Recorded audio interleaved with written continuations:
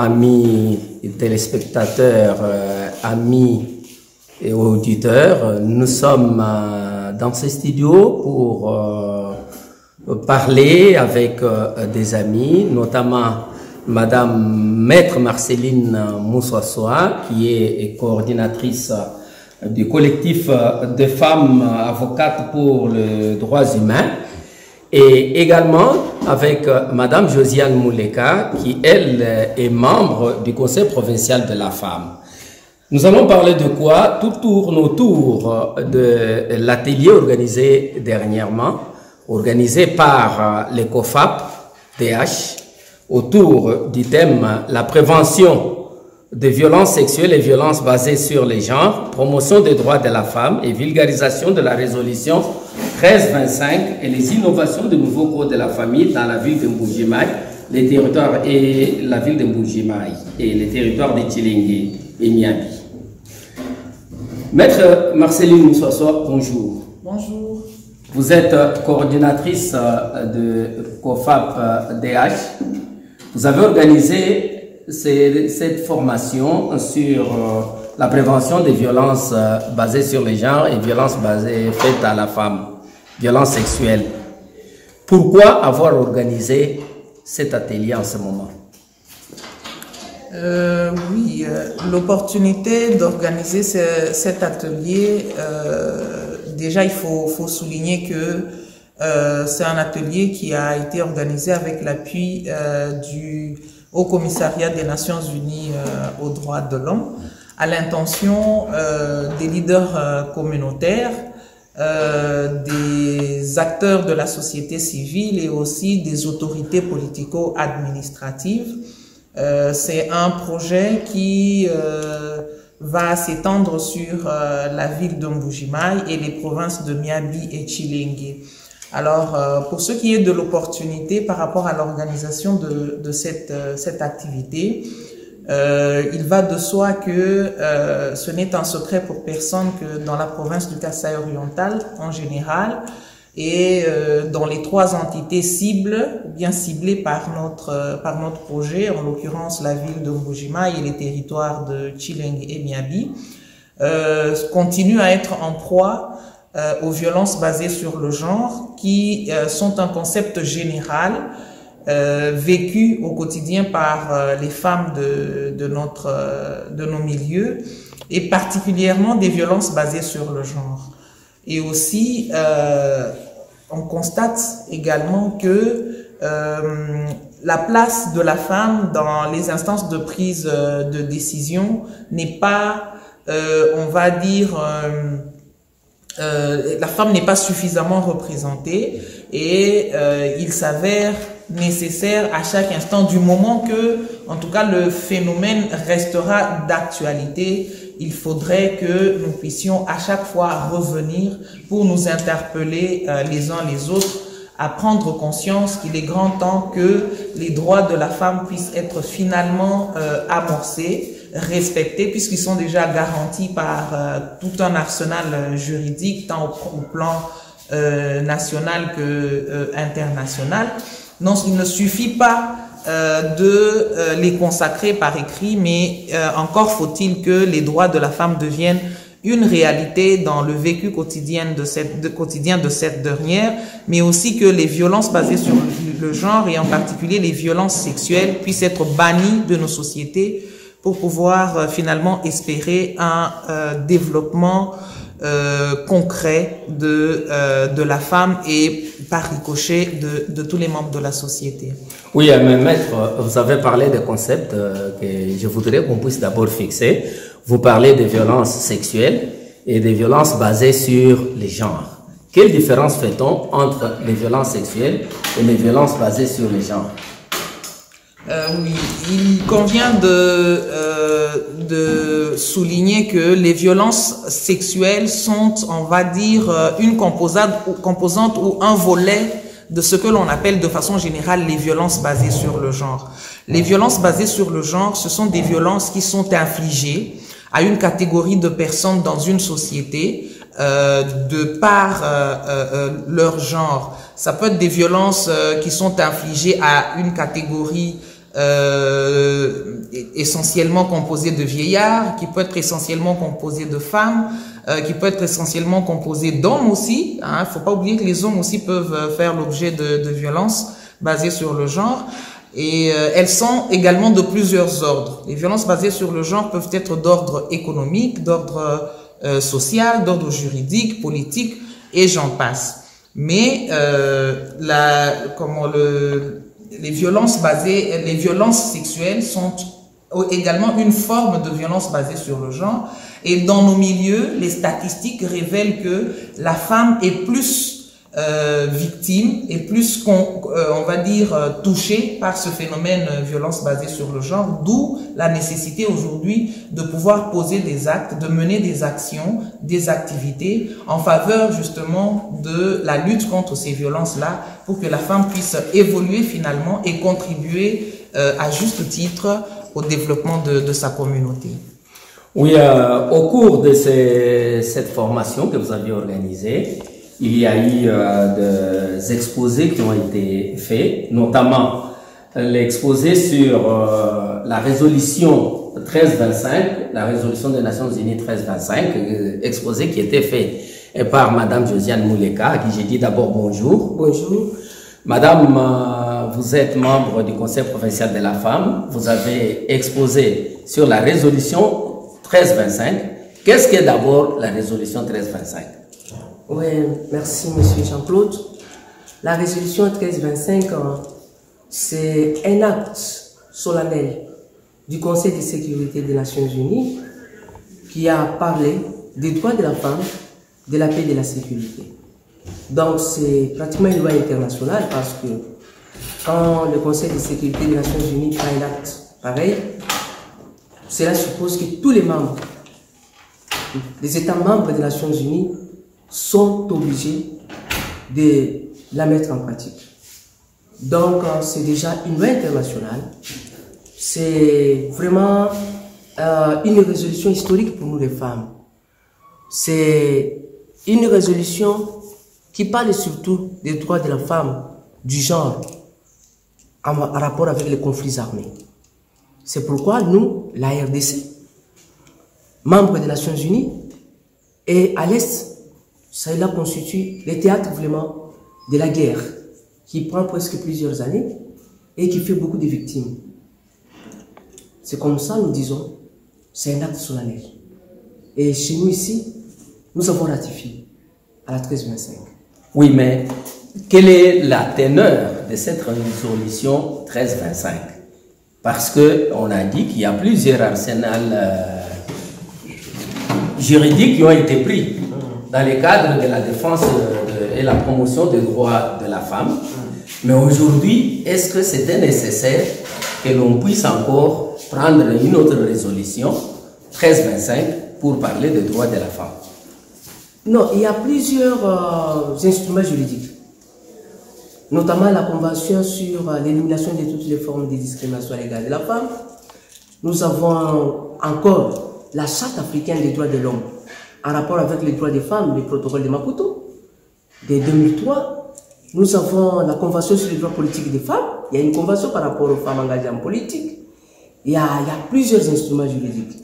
Mais cependant, la 1325 vient renforcer, et elle est même complétée par d'autres résolutions, notamment la résolution 1820, notamment la résolution 1888, notamment la résolution 1889, la résolution 1960, la résolution 2106.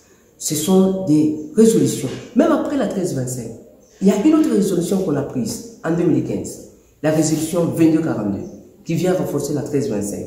Mais cependant, la teneur de la résolution, c'est que la résolution parle de 4 piliers majeurs, notamment la participation des femmes dans toutes les missions de maintien de la paix. Que les femmes soient au moins représentées à 30%, comme la conférence de Beijing l'avait recommandé, notamment la prévention des femmes et des filles contre les conflits armés. Parce que les femmes et les filles sont considérées comme le butin de guerre. Elles sont plus victimes. L'UNICEF lui a dit, plus de 3 millions de femmes sont victimes des affres de la guerre. Et c'est comme ça, nous disons, la résolution vient vraiment renforcer, vient insister pour que les femmes soient prévenus contre les conflits armés. La résolution parle une fois encore de la protection. De la protection de toutes les personnes humaines. Parce que quand il y a la guerre, il n'y a pas que les femmes qui meurent. Hein. Quand il y a la guerre, il y a aussi les hommes. Les hommes. Alors, comme Maître l'a dit, la Convention parle aussi de la protection des droits humains. Parce que quand il y a la guerre, il y a plusieurs violations des droits de l'homme qui se remettent. La résolution parle aussi du redressement ou de l'autonomisation, parce qu'après la guerre, il faut réparer. Après avoir réparé, vous avez vu quand il y a eu des conflits armés ici chez nous. La question au Kassai oriental, pourquoi nous devons en parler? Le Kassai oriental est aussi le théâtre des conflits du pouvoir coutumier, des conflits du pouvoir des limites. Prenez Katanga, prenez Niabi, prenez Kabeka-Mamba. C'est vraiment les territoires qui connaissent des conflits armés. Non armés, mais beaucoup de cas de conflits. Des pouvoirs coutumiers, des conflits des limites, des conflits des terres. Et puis, qui sont victimes? La plupart, ce sont des femmes et des enfants. Alors, c'est pourquoi nous disons, au Kassai oriental, comme les conflits ont comme couloir, et le VBG, les violences ont comme couloir les conflits armés, c'est pourquoi nous disons, les conflits amènent aux violences sexistes, ce que Maître Marcelin appelait les violences basées sur les genres. Et dans les conflits, les femmes plus sont violées que les hommes. Les femmes connaissent vraiment des viols. Pas seulement les viols, peut-être des traumatismes. En dehors des traumatismes, la privation de certains droits. Quelqu'un qui cultivait sur son champ, quand il y a la guerre, il est obligé d'abandonner les champs. Alors, or, les champs, la terre chez nous ici, c'est une ressource économique. Alors, il y a privation de tout un tas de droits. Il est très important. Les conflits au Kassai oriental règnent, les conflits intercommunautaires. Alors, qui s'accompagnent avec beaucoup de violence.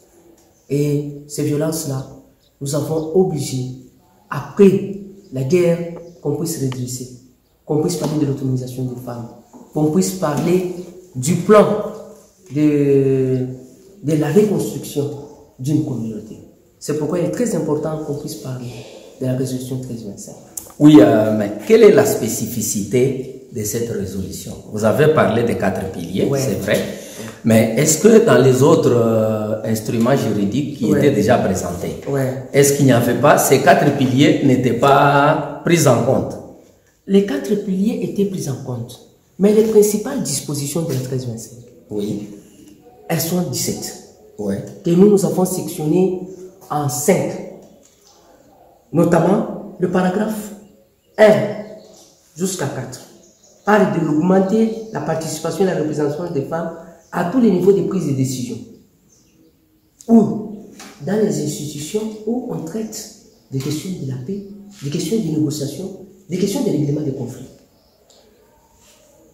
La résolution parle une fois encore d'assurer la formation sur les genres et fournir des matériaux nécessaires dans les missions de maintien de paix. Vous pensez, nous avons eu ici des contingents. Prenez les Zimbabwéens. Quand les Zimbabwéens étaient venus ici, ils n'étaient pas formés ni sur les genres, ni sur les droits de l'homme. Et en partant, ils ont laissé plusieurs maladies.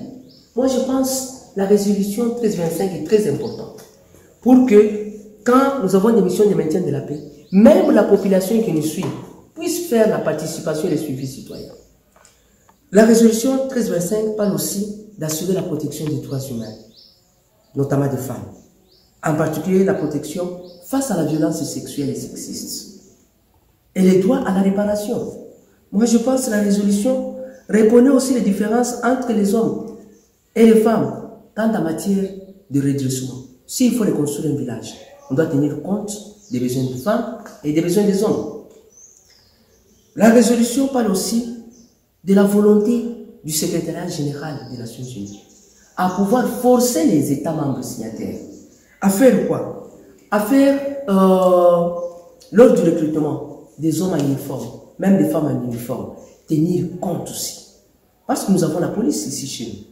Allez à la police nationale, surtout à la police nationale congolaise, ici chez nous. Vous allez voir les femmes qui sont là-bas, elles ne sont même pas formées. Comment elles ont été recrutées? Comment elles ont été recrutées? Comment elles peuvent être efficaces en matière de maintien de la paix et de la sécurité? La résolution est très importante parce que la résolution insiste pour qu'on intègre les genres dans tous les processus de paix. C'est très important. Quelle est cette résolution qui a parlé de l'intégration du genre? Même la CEDEF. La CEDEF a parlé de la discrimination, de l'élimination de toutes les formes de discrimination à l'égard de la femme. Mais aucune résolution n'a parlé de l'intégration du genre dans un processus. Et là, moi, je pense que la résolution vient compléter les autres résolutions. Elle ne vient pas abolir les autres résolutions, mais elle la complète en insinuant vraiment que ça soit contraignant. Parce que quand le Conseil de sécurité prend une résolution, oui, c'est contraignant. Mais tandis que la Convention sur l'élimination des discriminations à l'égard de la femme n'est pas contraignante, il n'y a pas de sanctions là-bas. Oui, mais que faire maintenant pour amener les États membres de mettre en pratique cette résolution afin d'atteindre les objectifs visés? C'est comme ça le Conseil de sécurité des Nations Unies a pris la résolution 2242. La 2242 parle même des sanctions. Un État membre qui ne sait même pas, qui n'a même pas ratifié à la Convention sur l'élimination de toutes les formes de discrimination à l'égard de la femme, ne peut pas faire partie d'une mission de maintien de la paix. S'il y a eu des missions qui se constituent pour aller mener la paix ou bien sécuriser une nation, ces pays-là ne peuvent pas faire partie des missions de maintien de la paix. Ces pays-là ne peuvent pas même avoir l'appui en matière de formation, en matière de projets sur le leadership des femmes, en matière même de paix. Parce qu'actuellement, si COFAP-DH en parle, c'est parce qu'actuellement, on insiste pour que les groupes de femmes puissent bénéficier des appuis en matière de paix, en matière de leadership des femmes. Mais alors, des pays comme ça ne peuvent même pas bénéficier de l'appui du Conseil de sécurité des Nations Unies en matière de maintien de paix, en matière même de formation de leur personnel. Aujourd'hui, nous avons OEM. Pourquoi? Parce que nous avons ratifié à la CEDEF. Parce que nous avons ratifié à la 1325. Nous avons ratifié même à la 2242. Donc, il y a des avantages et des inconvénients pour ceux qui ont ratifié et pour ceux qui n'ont pas ratifié. Oui, je vous garde. Je reviens d'abord à Maître Marceline Moussoissois. Les constats montrent que malgré tout ce qu'on est en train d'écrire, tout ce qu'on est en train de dire, la connaissance en matière même de violence, de lutte contre les violences faites à la femme, de lutte contre les violences sexuelles et les violences basées sur les genres est vraiment minime. Que faire aujourd'hui pour améliorer cette situation? Pour améliorer la situation, c'est ce que, à l'instar de ce que COFAP est en train de faire aujourd'hui, ce que font la plupart des organisations de la société civile, particulièrement les organisations féminines, qui ne baissent pas les bras, qui ne perdent pas la moindre occasion pour pouvoir sensibiliser la communauté aux phénomènes liés aux violences basées sur le genre et particulièrement aux violences sexuelles.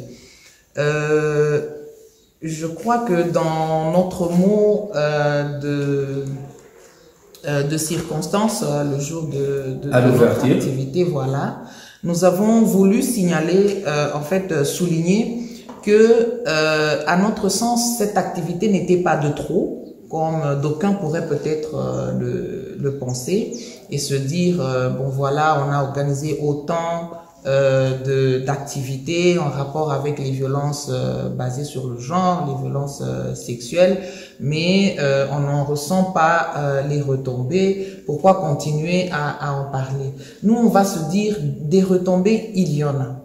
Il y en a dans la mesure où il y a quand même un certain nombre de nos concitoyens qui ont pris finalement connaissance de l'existence de ce phénomène-là. Comment le comprendre, comment lutter contre, comment apporter aussi une part d'eux-mêmes pour pouvoir lutter contre ce phénomène-là. C'est vrai que c'est une minime ou une infime partie, mais le champ reste encore vaste, d'où les opportunités comme celle-ci de continuer à en parler. C'est un phénomène qui existe depuis toujours, mais qui a pris de l'ampleur aujourd'hui, avec tout ce que nous connaissons comme contraintes socio-culturelles, d'où justement la nécessité d'en parler davantage, d'en parler aux tout petits, d'en parler aux jeunes, d'en parler aux adultes, d'en parler aux vieillards, parce que à tout moment, n'importe qui peut devenir victime ou auteur. Donc, il va de l'intérêt de tous que personne ne soit plus victime de violences basées sur le genre ou de violences sexuelles, et que personne ne devienne non plus auteur parce que les sanctions sont lourdes. Donc le travail à faire, c'est de continuer à en parler, continuer à sensibiliser, continuer à communiquer à tous les niveaux pour que le phénomène soit de plus en plus connu et que tout le monde tous les membres de la communauté soient de plus en plus impliqués dans cette lutte-là. Josiane Mouleka, je reviens à vous. Qui doit mettre en œuvre la résolution 1325? Comme nous avons dit que c'est une résolution du Conseil de sécurité des Nations Unies, d'abord les États membres des Nations Unies, le secrétaire général du Conseil de l'ONU, et puis les parties prenantes au conflit armé, la société civile, les groupes locaux de femmes et aussi les institutions qui travaillent en matière de paix et de sécurité, et puis même les leaders locaux. Même les leaders locaux aussi peuvent le faire, et puis tous les autres acteurs impliqués en matière de paix et de sécurité. Oui, mais aujourd'hui, vous qui êtes du Conseil provincial de la femme, est-ce que vous avez un message particulier, parce que bientôt nous allons nous quitter, pour inciter les femmes à d'abord s'approprier cette résolution qui les concerne, pour que demain ou après-demain, en cas de violence, qu'elles puissent demander réparation?